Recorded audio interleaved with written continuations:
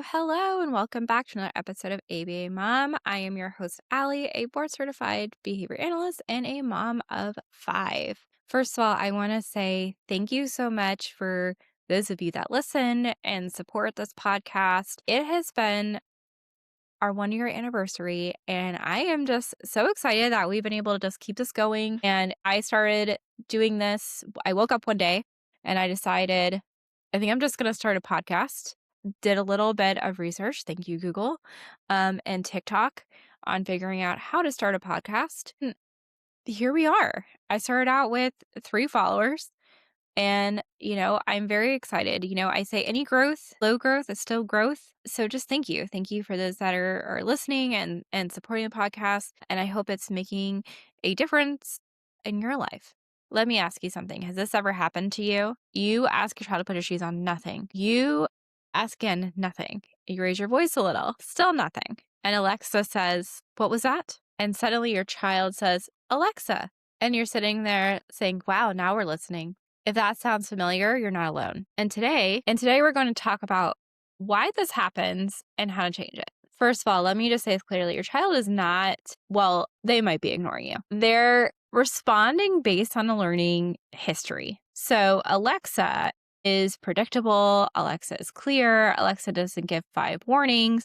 Alexa doesn't say, "Put your shoes on. Please, please, please put your shoes on."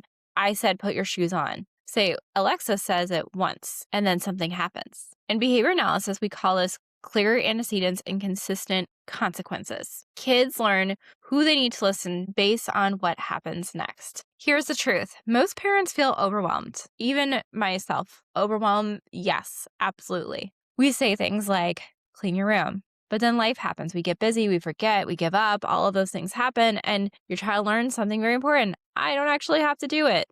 Not because they're bad, not because it worked before. Because, say, clean your room, you might keep saying, "Clean your room, clean your room, clean your room." And then nothing happens. They don't clean their room. Why? Because it worked before. It's a learned behavior. Behavior that works continues. Behavior that doesn't work, stops. So here's what works. Say it once, make it clear, follow through.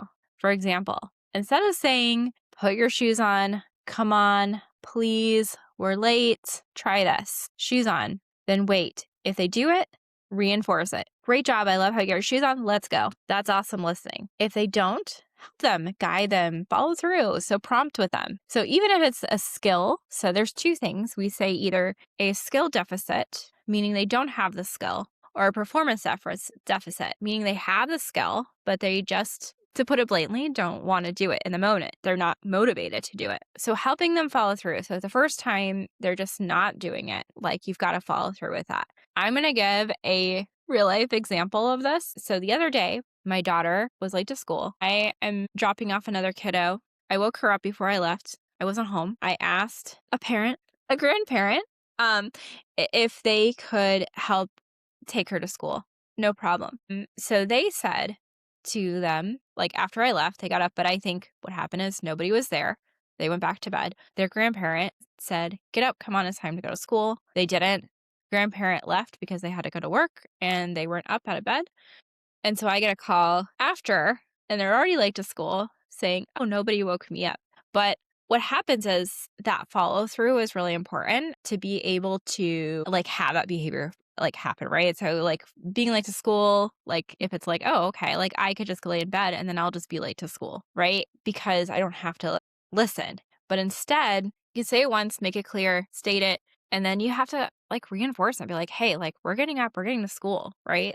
We've got to get to school," And sometimes what helps is having the stuff out the night before, which she usually does, all of those things. But just during that day, during the morning, kind of just, you've got to prompt that behavior. So you've got to be able to prompt them to get up after that. So that's something that we might say is more of an error correction. So we did it once. We said, okay, give them a chance to do it independently. "Put your shoes on." Great, good job. You put your shoes on.